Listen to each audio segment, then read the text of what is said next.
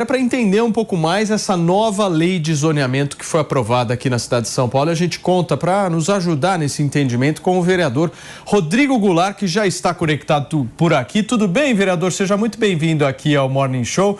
A gente quer entender o seguinte: quais são os principais pontos de mudança que você destacaria dessa nova lei? Bom dia, Paulo. Bom dia a quem nos assiste aqui no Morning Show. Prazer estar aqui com vocês. Penteado novo, né, Paulo? Tá bonito.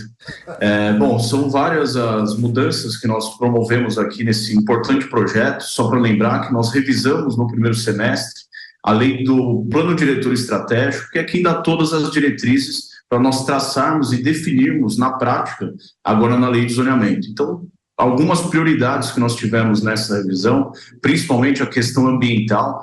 Então, uma das medidas que nós determinamos é que não poderá mais ter o aprofundamento do lençol freático, só para colocar aqui, dar uma explicação prática, as fundações dos prédios para que não tenham aquele afundamento do lençol freático. Então, agora, os prédios, quando fizerem as suas construções, terão que, no mínimo, estar a 1 metro do lençol freático de toda a cidade, principalmente nas áreas de várzea. Então, é uma questão ambiental muito importante. Também a exigência de mais plantio de árvores como compensação, e também a questão da produção de habitações de interesse social por toda a cidade. Antes existiam vários incentivos só nos eixos de estruturação, principalmente de transporte, mas nós demos a oportunidade, a possibilidade também que tenham as habitações de interesse social, que são as habitações da população que mais precisam, a população de menor renda. Eu acho que esses são os dois grandes destaques, mas tem outros também que, inclusive algumas polêmicas, a questão do Conselho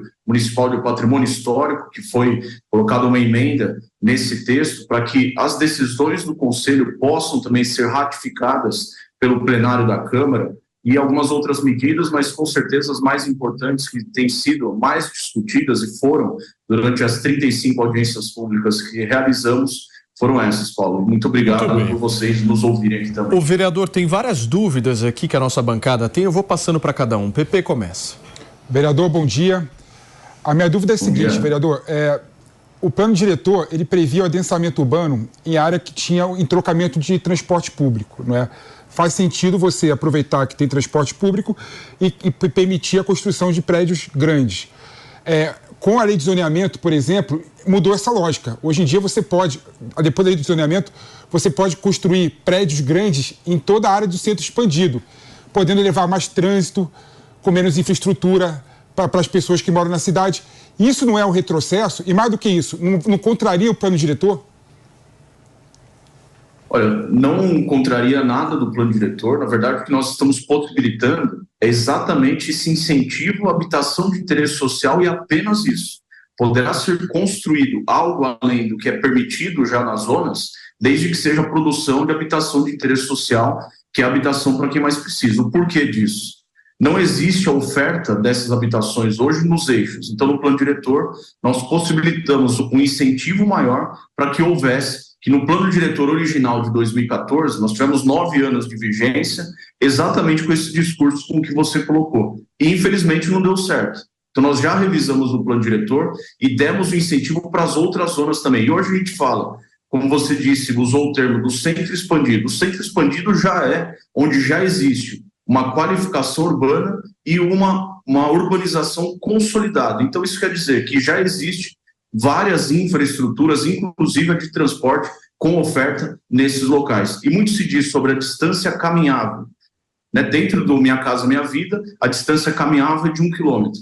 A distância caminhável para o TEG, que é o transporte escolar gratuito, é de 1,5 quilômetro. Então, isso quer dizer o seguinte, que a mãe, com uma criança no colo e com a mochila, pode andar 1,5 quilômetro para levar a sua criança até uma escola, até a instituição de ensino. Então, não há o que a gente discutir. Com certeza há uma estrutura de transporte, no mínimo, a 1 quilômetro ou no máximo a 1,5 quilômetro. Então, a gente discute outras questões na distância caminhável e na oferta de moradia. Com certeza, tem que foi colega meu aí na Câmara, o Palumbo, que conhece muito a realidade das periferias e sabe o quanto de moradias insalubres nós temos, principalmente nas áreas mais distantes desse centro. por que não nós oferecermos esse incentivo para existirem de verdade essas habitações nesse centro expandido da cidade? É isso que nós estamos fazendo agora com essa revisão do zoneamento. Nelsinho Kobayashi.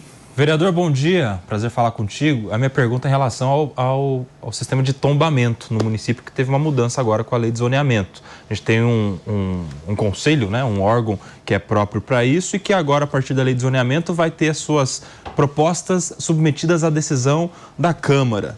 E aí a minha pergunta é, será que um termo tão específico, tão técnico como é o tombamento de um imóvel, por exemplo, não deveria ficar a cargo exatamente de arquitetos, historiadores, pessoas técnicas e não ser submetida a um colegiado político de pessoas que não necessariamente têm o melhor conhecimento para decidir se algo deve ou não ser tombado?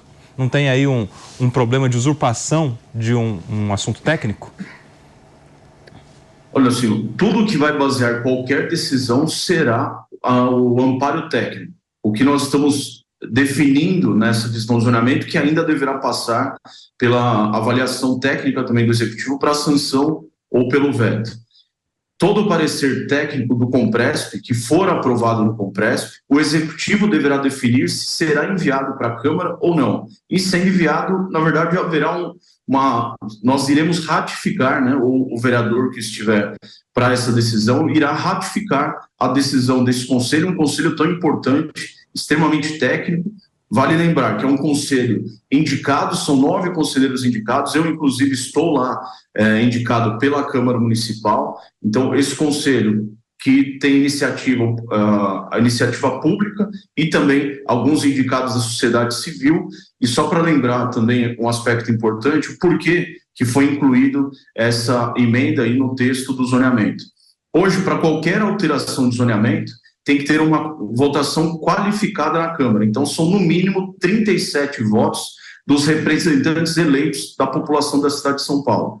E hoje em dia o que acontece foi, por isso que foi incluída essa emenda, para quem sugeriu, foi que esse órgão técnico, com 9 pessoas indicadas, tem definido diversas outras particularidades. A gente não está falando aqui que não há a necessidade de tombamento. Existem e muitas que ainda, inclusive, estão pendentes dentro desse próprio órgão técnico. Então, o que a gente quer é mais celeridade e essa ratificação que deverá ser feita pelo plenário na maioria qualificada da Câmara. Pediu, Palumbo. Goulart, bom dia, prazer falar com você. Tenho saudade da Câmara de Vereadores, mas tenho certeza que o prefeito quer me ver bem longe aí da política municipal, por causa das minhas atuações de fiscalização. Eu queria fugir um pouco desse assunto. O Milton Leite está no 3º ano consecutivo como presidente da Câmara. Há alguma possibilidade dele fazer algo inédito no Brasil, ficar 4 anos como presidente de uma Câmara Municipal? Porque, para mim, isso é um absurdo completo. A mesma pessoa comandando a Câmara de Vereadores da cidade mais importante do país, da maior Câmara Municipal da América Latina, talvez. Isso, para mim, gera até uma aberração aí no âmbito legislativo. O que você acha sobre isso?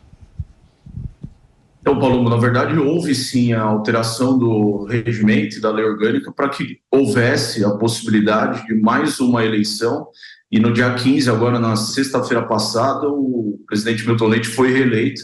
Então ele conduzirá por mais um ano, estará à frente aí da Câmara por mais um ano.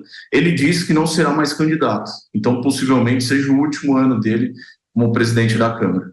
Vereador, o Palumbo gosta de tumultuar o processo, né, Mano Ferreira? Não é só aqui, não, certo? Ele gosta. Ele gosta. Na Câmara... Olha o sorrisinho do Palumbo. A única diferença do Palumbo é o time que a gente torce, viu? O resto a gente concorda com a maioria. O Palumbo pode ser vice-prefeito, hein, ô vereador? Bafafás rolando aí. Sempre no meio de confusão. Claro. É impressionante. Que mais, Maninho? Seguinte, primeiro vereador, bom dia. Eu vou discordar do PP. O PP tratou como se prédio fosse necessariamente sinônimo de mais trânsito.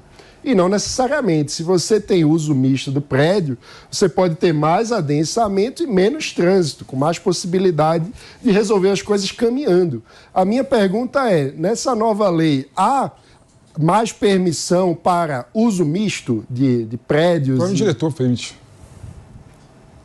Sim, tanto o plano diretor como agora no zoneamento, a gente dá essa possibilidade do uso misto. Eu acho que é exatamente isso que você falou. Se for bem projetado, bem licenciado, o adensamento qualificado ele traz uma outra visão da cidade, que não esses discursos de muitos que trazem, que ver prédio acha que é sinônimo de trânsito. Tem toda a preocupação, todo o licenciamento, todos os parâmetros que devem ser atendidos, inclusive na questão das vagas, para que existam aí. Não adianta a gente falar, tem que ter empreendimento sem vaga. Só que eles fazem um prédio sem vaga, joga o problema para a cidade e não para dentro do empreendimento. Então, muito é discutido, inclusive com a legislação do Polo Gerador de Tráfego, que trata sobre isso. Então, eu concordo com você também que, se for bem qualificado, um bom projeto, ele traz para a cidade, sim, bons empreendimentos, trazendo ali a sua fruição, fachada ativa, comércios, além de gerar a moradia, além de gerar também a possibilidade de geração de emprego e renda para a cidade, que é muito importante, é isso que a gente tem buscado nessa possibilidade desses empreendimentos de uso misto. Conta para a gente fechar.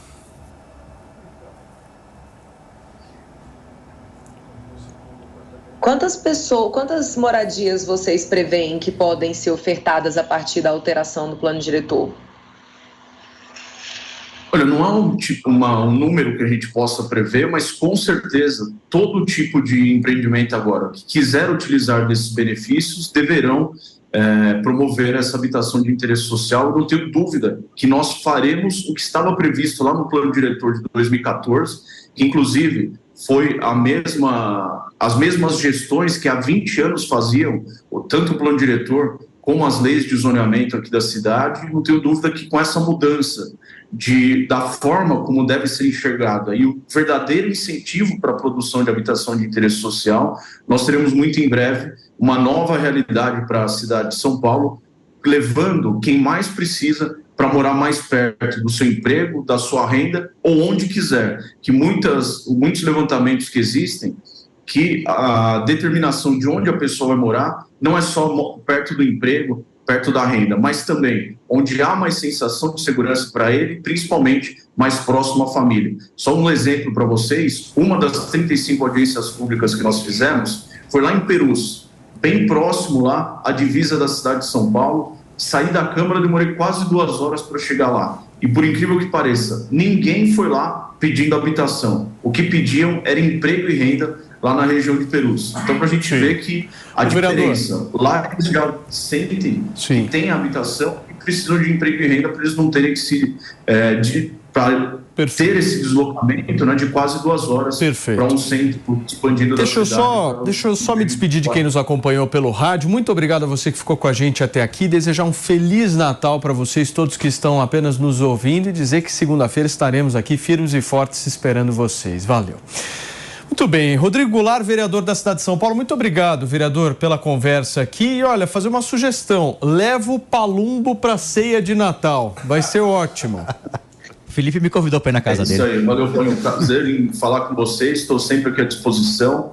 E Palumbo, vamos celebrar aí, tá? Você de um lado para um time ou para o outro. É isso aí, palumbada neles. Normalmente tem porco, né, na ceia, então... Valeu, vereador. Eu sou palmeirense, ele é corintiano. Obrigado, um abração para você.